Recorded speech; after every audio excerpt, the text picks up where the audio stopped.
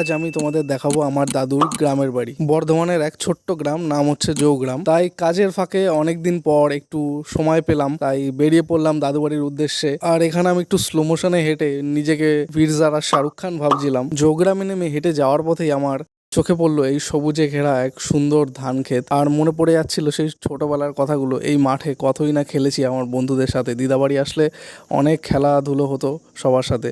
তো শেষমেশ চলে আসলাম দিদাবাড়িতে, আর এখানে দেখছি খুবই বৃষ্টি পড়ছে।